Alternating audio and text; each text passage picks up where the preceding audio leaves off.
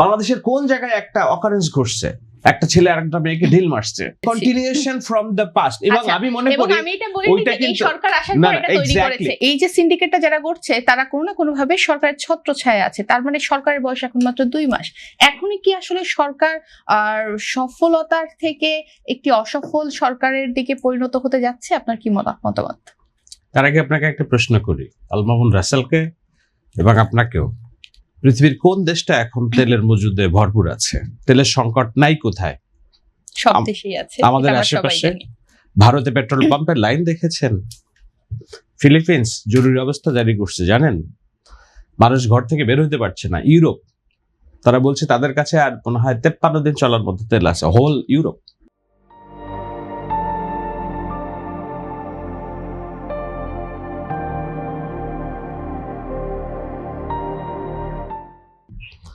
সেইখানে বাংলাদেশের মধ্যে একটা দেশ যার ন্যূনতম জ্বালানি নিরাপত্তা নাই, মজুদ নাই, সেই জায়গাটার একটা নতুন সরকার ক্ষমতা এসেছে।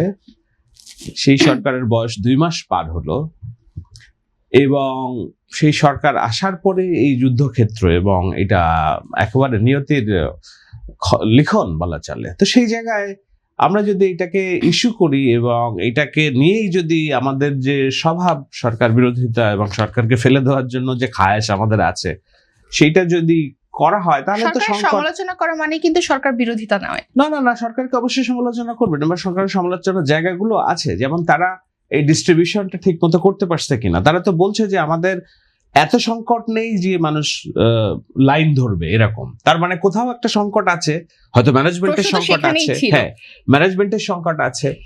এখন আপনাকে দেখতে হবে যে ওই জায়গাটা, এটা হলোকে কি বলে, নতুন সরকার এটা ঠিক সবকিছু বুঝে উঠতে পারছে না। এখন আমরা তো সরকার বলতে এমন না যে সুপার হিরো কিংবা সুপার হিউম্যান কিংবা জাদুর পরশ এনে আমরা এখানে বসিয়েছি। গিভেন দ্য ফ্যাক্ট যে এখন অ্যাডমিনিস্ট্রেশন সাজানো গোছানো ঠিক যেভাবে ছিল ওখানে কিছুটা পরিবর্তন আনার চেষ্টা করছে। দেখুন, আপনি যে আজকের আলোচনাটা যে শুরুটাই করছেন আপনি একটা ভুল তথ্য দিয়ে, যেটা হচ্ছে মূল্যস্ফীতি 9 এর আশেপাশে। মূল্যস্ফীতি এখন 8.23% সম্ভবত। ইয়েস, কিন্তু এইটা কোথায় ছিল যদি আপনাকে ডেটা দিয়ে দেখায় তাহলে আপনি কি বুঝবেন? এখন মূল্যস্ফীতি কি 2 মাসের মধ্যে কি সরকার মূল্যস্ফীতি তৈরি করে? দেখেন এইখানে আমাদের যে জিডিপির কথা দেখেন, 2020-21 সালে এটা ছিল 6.94, 7.10, 21-22। ডক্টর ইউনূসের সরকার যখন থেকে ক্ষমতা নিচ্ছে 2023 সাল থেকে এটা কমতে শুরু করে কোভিড এর পর। ডক্টর ইউনূসের সরকার থেকে 4.22 থেকে এখন এসে 3.49। তো এইটা কি তারেক রহমানের বিএনপি সরকারের ব্যর্থতা 2 মাসের নাকি না গত? কেন এখানেই প্রশ্নটা আসে। আমি শেষ করি। গত 2টা বছর যে সংস্কার এবং অন্যান্য নামে আমরা ভেরেন্ডা বাজলাম, ব্যাংক এবং অর্থনীতি যদি 1 মাস স্থবির থাকে, অর্থনীতি 2 বছর পিছিয়ে যায়, সেখানে টানা 2টা বছর ব্যাংক অর্থনীতি স্থবির, একটা ফরেন ডিরেক্ট ইনভেস্টমেন্ট আসে না, এফডিআই আসে নাই। আপনি কিভাবে আশা করেন যে 2 মাসের একটা সরকারে এসে এই সব কিছু পেছনের, এই যে হামে মানুষ মারা যাচ্ছে, হামের টিকা কি লন্ডনে বসে তারেক রহমান আমদানি করবেন, না এখানে যারা দায়িত্ব ছিল তাদেরকে পর্যাপ্ত মজুদের দায়িত্ব দেওয়া দরকার ছিল? সো এই প্রত্যেকটা জায়গায় অবস্থাপনা। আমরা একটা সংস্কার এবং সংস্কার কেন্দ্রিক উন্মাদনার জন্য যেই রাষ্ট্র ব্যবস্থা ধ্বংস করার মহোৎসব দেখেছি গত 2 বছরে, দ্যাটস কন্টিনিউইং। এবং আমি বলেছিলাম যে নির্বাচন হবে, এইসব নাটকের বিরতি, নাটকের পর এটা আবার শুরু হবে, যথারীতি শুরু হয়েছে।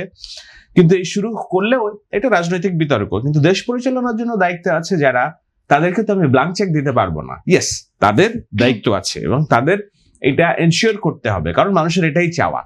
কিন্তু সেইটার জন্য যদি আপনাকে পর্যাপ্ত, আপনি যদি 2 মাসের একটা শিশুকে যদি বলেন যে তুমি কেন দৌড়াচ্ছ না, তোমার হাত পা ভেঙে দিব, তোমার মাথা ভেঙে দেবো, তোমার ঠ্যাং খোঁড়া করে দিব, is it justice or injustice? এটা কি আপনার বিবেচকের মতো কাজ না অবিবেচকের মতো? আপনি তো চান এই শিশুটা ভূমিষ্ঠ অবস্থায় মারা যাক, এখানে আপনার দুর্ভিসন্ধি দিয়ে আছে, সেটা আমি মনে করি। কিন্তু সরকারের সমালোচনা, যৌক্তিক সমালোচনা আমাদের করে যেতে হবে, সরকারকে চাপে রাখতেই হবে, সে বিষয়ে আমার কোনো দ্বিমত নাই, আমি একমত। বলুন, প্রশ্ন করুন। আচ্ছা, আমি কখনোই বলিনি যে মূল্যস্ফীতি 9, আমরা বলেছিলাম যে মূল্যস্ফীতি প্রায় 9% কাছাকাছি, যেটা আপনি বলেন 8.2%। মানে এটা কিন্তু কথাটা সেমই আসে যে 9 এর কাছাকাছি। ঠিক আছে, বাট এটা কিন্তু আপনি বলেছেন আমি ভুল তথ্য দিয়ে শুরু করেছি। Continuation from the past. এবং আমি মনে করি, এবং আমি এটা বলিনি যে এই সরকার আসার পর এটা তৈরি করেছে। এটা কিন্তু আমার দেশের আমাদের দেশের বর্তমান সার্বিক অবস্থাকে আমরা মূল্যায়ন আছে, করছি। বাট আপনি এই হয়তো ওইটুকু অবস্থায় বলতে সরকারের করণীয়। পারতেন যে না, মূল্যস্ফীতি যে 9 ছিল সেখান থেকে কমতে কমতে 8.34 আসছে, এটাও যথার্থ কিনা এভাবে বলতে পারতেন। না হলে হঠাৎ করে শুনলে মনে হবে যে মূল্যস্ফীতি 9%। আপনাকে তো এটাও দেখতে হবে যে 100 টাকায় 5 কেজি আলু কিনতে পারতেছে মানুষ। কবে কিনছে 100 টাকায় 5 কেজি আলু, তাই না? সো আমরা নেতিবাচক সমালোচনা করব, বাট বাজারের রিয়েলিটিটাও দেখতে হবে আমাকে, যে না আমরা যে রোজার মাস গেল কোন পণ্যের দাম বাড়ছে, তাই না?